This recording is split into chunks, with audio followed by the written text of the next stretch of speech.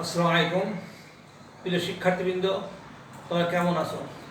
আশা করি আল্লাহর অশেষ রহমতে তোমরা সুস্থ আছো, নিরাপদে আছো, ভালো আছো। আজকের ক্লাসে তোমাদের শুভেচ্ছা ও স্বাগতম। আমার আজকের ক্লাসটি রসায়ন প্রথম পত্রের চতুর্থ অধ্যায়ের 17তম ক্লাস। এই ক্লাসে আমি পিএইচ সংক্রান্ত কিছু গাণিতিক সমস্যার সমাধান করে দেখাবো। তাহলে যাওয়া যাক এই গাণিতিক সমস্যার সমাধানের জন্য। উপরে আমার তিনটে গাণিতিক সমস্যা দেওয়া আছে। এই তিনটে গাণিতিক সমস্যা এখন আমি সমাধান করব। এই 1 নম্বরে যেটা দেওয়া আছে, এখানে কি বলা আছে? বলা আছে যে 0.1 মোলার HCl দ্রবণের পিএইচ গণনা করো। তাহলে আমাদের প্রথমটা দেখছি এই HClটা কোন ধরনের অ্যাসিড? এটা তীব্র অ্যাসিড। যেহেতু HCl তীব্র অ্যাসিড, ইহা সম্পূর্ণভাবে বিশুদ্ধ হবে, অর্থাৎ দ্রবণে সম্পূর্ণ মাত্রায় বিশুদ্ধ হবে। এবং কেমনভাবে বিশুদ্ধ হবে সেটা আমরা দেখি। তাহলে HCl একটি জলীয় দ্রবণ, এই যে তীব্র অ্যাসিড, তখন এটাকে আমাকে তীর চিহ্ন দিয়ে দেখাবো, উভয় চিহ্ন দেওয়া যাবে না। এইটা আর আমি আগে বলছি, যেহেতু HCl তীব্র অ্যাসিড, সুতরাং এখানে যত মোল HCl নিব, সমস্ত মোলই HCl হাইড্রোজেন আয়নে পরিণত হবে। এখানে কত মোল HCl নিতে হয়েছিল? 0.1 মোল। এত মোলার মানে প্রতি লিটারে এত মোল। তাহলে এই এত মোল HClই ভেঙে যাবে। 1 মোল HCl ভেঙে একটা হাইড্রোজেন আয়ন তৈরি হয়, অর্থাৎ 0.1 মোল HCl ভেঙে কত হবে? 0.1 মোল হাইড্রোজেন আয়ন হবে। ঠিক আছে? আবার যেহেতু একটা হাইড্রোজেন আয়ন ভেঙে একটা HCl ভেঙে একটা হাইড্রোজেন আয়ন হয়, সুতরাং এই দ্রবণে হাইড্রোজেন আয়নের মোলার ঘনমাত্রা হবে এই HCl এর মোলার ঘনমাত্রার সমান। অর্থাৎ এই দ্রবণে হাইড্রোজেন মোলার ঘনত্ব করতে হবে, মোলার ঘনমাত্রা হবে 0.01 m বা মোল পার লিটার লেখা যায়।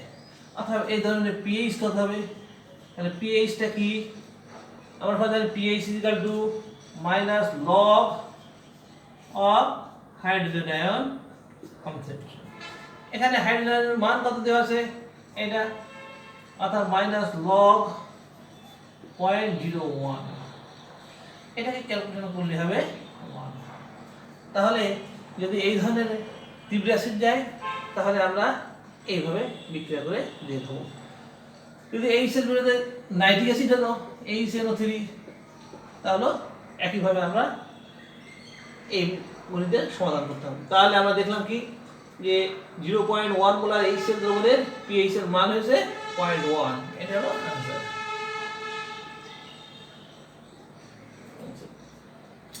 এখন আমি যাব হলো 2 নম্বরের সমাধানে। তাহলে আমাদের 1 নম্বরের সমাধান হয়ে গেছে, নিশ্চয় তোমরা বুঝতে পারছো। এখন 2 নম্বরের প্রশ্ন, এটা এর সমাধান আমরা আনব। 2 নম্বর প্রশ্ন বলছে 0.005 মোলার সালফিউরিক অ্যাসিড দ্রবণের পিএইচ কত? সালফিউরিক অ্যাসিড কোন ধরনের অ্যাসিড? সালফিউরিক অ্যাসিড একটা তীব্র অ্যাসিড। যেহেতু সালফিউরিক অ্যাসিড তীব্র অ্যাসিড, তাহলে সম্পূর্ণরূপে বিয়োজিত হবে বা আয়নিত হবে। কেমন ভাবে আয়নিত হয় আমরা দেখি। এই সালফিউরিক অ্যাসিড H2SO4 এই জলীয় দ্রবণ, এই জলীয় দ্রবণে ভেঙে তৈরি, এটা হলো তীব্র অ্যাসিড। তাহলে এটা আমার তীর চিহ্ন দিতে হবে। 2 হাইড্রোজেন আয়ন আর হবে সালফেট আয়ন।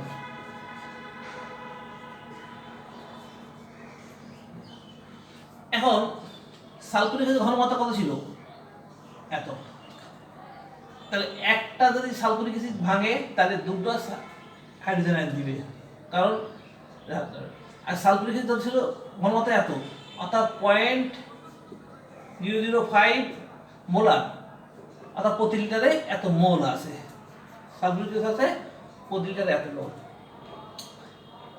তাহলে আমরা এখানে মানে যেহেতু সালফিউরিক অ্যাসিড একটি তীব্র অ্যাসিড, তাই জলীয় দ্রবণে ইহা সম্পূর্ণরূপে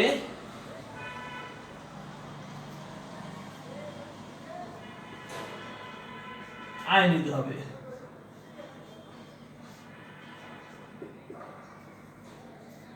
একটা অণু অআয়নিত অবস্থায় থাকবে না, সবটাই ভেঙে যাবে। যেহেতু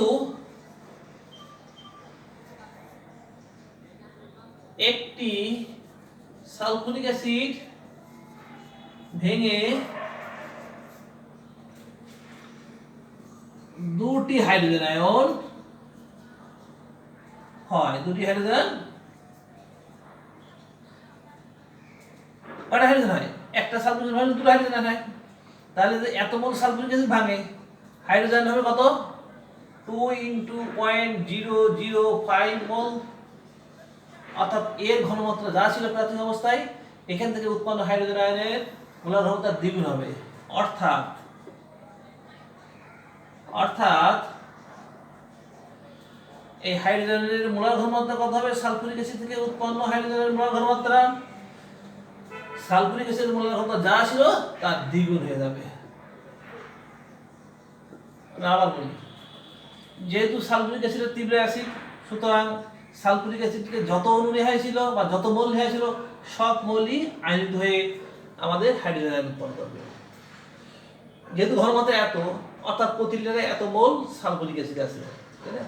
তাহলে এত মোল সালফিউরিক অ্যাসিড ভেঙে তার দ্বিগুণ পরিমাণ হাইড্রোজেন আয়ন উৎপন্ন করবে, কারণ একটা সালফিউরিক অ্যাসিড ভেঙে দুটো হাইড্রোজেন আয়ন দিচ্ছে।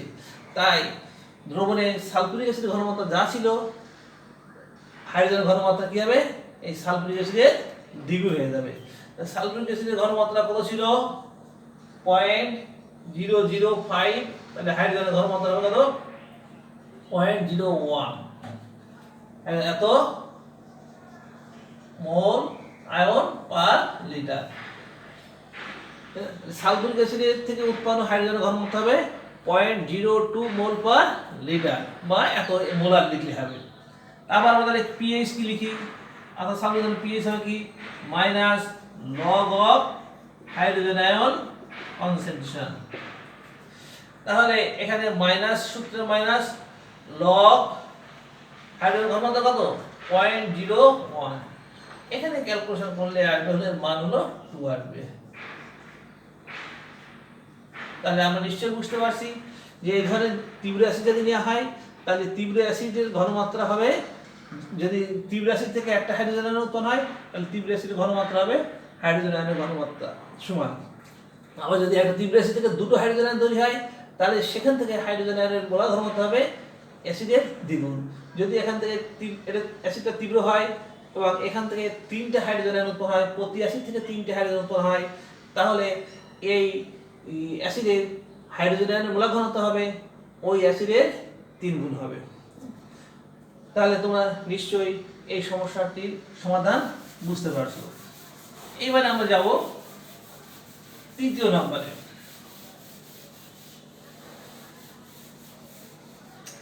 আমরা তৃতীয় নাম্বারটাও মুছে দিই। এখানে একটা অ্যাসিডের কথা বলা হয়েছে, বলছে এটা হলো অ্যাসিড বা ইথানোয়িক অ্যাসিড। বলছে এর এত মোলার ঘনমাত্রার অ্যাসিডিক দ্রবণের পিএইচ নির্ণয় করতে।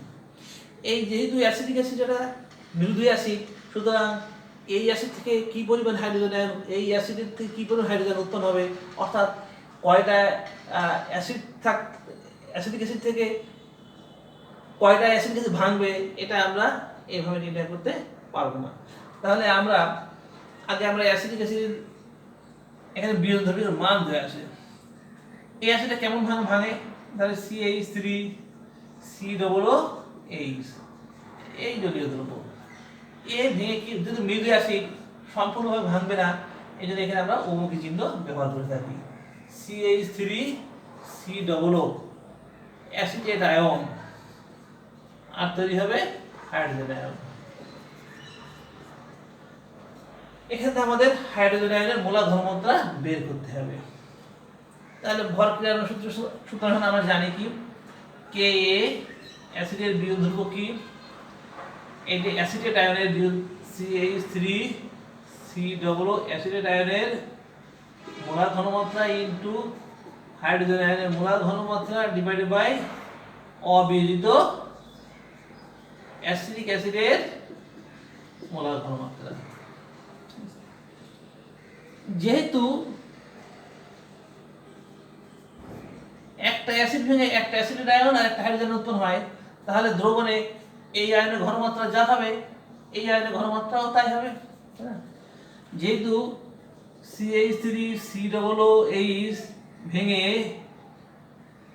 যেহেতু একটি লিখি, একটি ভেঙে একটি অ্যাসিডেট আয়ন ও একটি হাইড্রোজেন আয়ন উৎপন্ন হয়, তাই এই অ্যাসিডেট আয়নের সংখ্যা বা ঘনমাত্রা সমান সমান হাইড্রোজেন আয়নের ঘনমাত্রা সমান হবে। ঠিক আছে, আবার এটা কি অবিয়োজিত অ্যাসিডের ঘনমাত্রা, তাই না? আর এখানে দেওয়া আছে কি প্রাথমিক অবস্থায় যে অ্যাসিড ছিল তার ঘনমাত্রা। আবার যেহেতু এই অ্যাসিডটা CH3COOH খুবই মৃদু অ্যাসিড, তাই না? এটা খুব মৃদু, তাই মনে হবে যে এখানে এত মৃদু যে অ্যাসিডটা যে এখান থেকে ভাঙেনি মনে হয় যেন ভাঙেনি, অর্থাৎ প্রাথমিক অবস্থায় যে অ্যাসিডটা নিয়ে আসছিল সেইটাই রয়ে গিয়েছে এখানে, তাই মৃদু অ্যাসিড। তাই অবিয়োজিত CH3COOH এটা হলো অবিয়োজিত অ্যাসিটিক অ্যাসিড, এর ঘনমাত্রা সমান সমান কি প্রাথমিক অবস্থার CH3COOH এর ঘনমাত্রা। আবার বলি যে এই অ্যাসিডিক অ্যাসিড নিয়ে ছিল 0.1 মোলার, আর এইটা হলো কি যে ভেঙে যাওয়ার পরে যে অ্যাসিড আছে তার মোলার ঘনমাত্রা। এই অ্যাসিডিক অ্যাসিড এত মৃদু অ্যাসিড যে এখান থেকে খুব সামান্য পরিমাণে বিজিত হয় বা ভেঙে যায়। এই জন্য আমরা বলি যে ভাঙেনি বলেই মনে হয়। এই জন্য ভাঙার পরে যে অ্যাসিড থাকে তার যে ঘনমাত্রা ওই প্রাথমিক অ্যাসিডের ঘনমাত্রারই সমান। সমান কি হবে জানি প্রাথমিক কত 0.1 মোল। তারপর বলছি যে যেহেতু একটি অ্যাসিডিক অ্যাসিড ভেঙে একটি অ্যাসিডেট আয়ন তৈরি করে, এটা ভেঙে একটা তৈরি করে, দ্রবণে এর ঘনমাত্রা যা হবে এর ঘনমাত্রা তাই হবে, তাই আমরা লিখছি এটি ঘনমাত্রা সমান এটি ঘনমাত্রা। আবার যেহেতু এই অ্যাসিড সামান্য পরিমাণে বিজিত হয়, তাহলে এই অ্যাসিড ভাঙার পরে যা ছিল ওই ভাঙার পূর্বে যা ছিল তারই সমান ধরে নেওয়া যায়। এই জন্য আমরা বলছি যেহেতু এতটি খুবই মৃদু অ্যাসিড, তাই অবিয়োজিত অ্যাসিডিক অ্যাসিডের ঘনমাত্রা সমান প্রাথমিক অবস্থায় অ্যাসিডিক অ্যাসিডের ঘনমাত্রা সমান এত। এখন আমরা যদি এই হয় তাহলে এখানে আমরা ক্যালকুলেশনে এই মানগুলো বসাই দিই। তাহলে মান বসালে কি হবে, কে এ সমান এই অ্যাসিডের ঘনমাত্রা সমান এটা, এখানে আমরা হাইড্রোজেনের ঘনমাত্রা দিতে পারি, অ্যাসিডের ঘনমাত্রা সমান হাইড্রোজেনের ঘনমাত্রা, আর হাইড্রোজেনের ঘনমাত্রা আছেই, আর এটি ঘনমাত্রা আমরা বলেছি কি 0.1 মোলার। বা আমরা লিখতে পারি কি এটি হাইড্রোজেন আয়নের মোলার ঘনমাত্রার বর্গ সমান কে ইনটু 0.1। বা আমরা লিখতে পারি কি হাইড্রোজেন আয়নের মোলার ঘনমাত্রা সমান কি √, কে অ্যাসিডের বিয়োগ ধ্রুবকের মান দিয়ে আছে 1.76 × 10⁻⁵ আর আমাদের এই হাইড্রোজেন মোলার ঘনত্ব কত পেলাম? হাইড্রোজেন না, আমাদের হলো কি যে এটা মান তো দেওয়া আছে 0.1। এইটাকে আমাদের ক্যালকুলেশন করে পরে আসবে হলো আমাদের মান আসবে 1.33 into 10 to the power minus 3। 1.33 into 10 to the power minus 3 এত আয়ন মোল পার লিটার হাইড্রোজেন আয়ন, তাই না? এগুলোকে মোল পার লিটার। তাহলে আমরা এই অ্যাসিডিক অ্যাসিডের আমাদের হাইড্রোজেনের ঘনমাত্রা এইভাবে, যদি মৃদু অ্যাসিড দেয় তাহলে সেই মৃদু অ্যাসিডের হাইড্রোজেনের ঘনমাত্রা এইভাবে ক্যালকুলেশন করে বের করে নিয়ে আসতে হবে। তাহলে আমরা এখন এই অ্যাসিডের হাইড্রোজেনের ঘনমাত্রা পেয়েছি, এখন তো পিএইচ সহজে নির্ণয় করা যাবে, তাই না? তাহলে আমরা তো পিএইচ সূত্রে থেকে পিএইচটা কি মাইনাস লগ অফ হাইড্রোজেন আয়নের ঘনমাত্রা। আমরা প্রথমেই হাইড্রোজেন আয়নের ঘনমাত্রা বের করে নিয়েছি, এটা এই মানটা বসাই মাইনাস লগ হাইড্রোজেন ঘনমাত্রা কি 1.33 into 10 to the power minus 3। আমরা এখানে যদি আমরা ক্যালকুলেশন করে পাই 2.88 এত, পিএইচ এর মান এত, এটা হলো। তাহলে আমরা এই মৃদু অ্যাসিডিক অ্যাসিডের ঘনমাত্রা পেলাম কত? 2.88। তাহলে এই ধরনের যদি মৃদু অ্যাসিড দিয়ে থাকে তাহলে আমাদের তাকে সেই বিয়োজন ধ্রুবক থেকে আমাদের আগে হাইড্রোজেনের ঘনমাত্রা বের করে নিতে হবে। আর হাইড্রোজেনের ঘনমাত্রা বের করতে পারলেই আমরা এই পিএইচ এর সমীকরণে হাইড্রোজেনের ঘনমাত্রার মান বসিয়ে আমরা ওই অ্যাসিডের পিএইচ এর মান বের করব। তাহলে তোমরা নিশ্চয়ই বুঝতে পেরেছো। আর এই টাইপের অঙ্ক বইতে অনেক দেওয়া আছে, তোমরা বাড়িতে বারবার প্র্যাকটিস করো। প্র্যাকটিস করলে তোমাদের কাছে বিষয়টা খুব সহজ হবে আর কি। ঠিক আছে, আজ আমরা এই পর্যন্তই। আল্লাহ হাফিজ।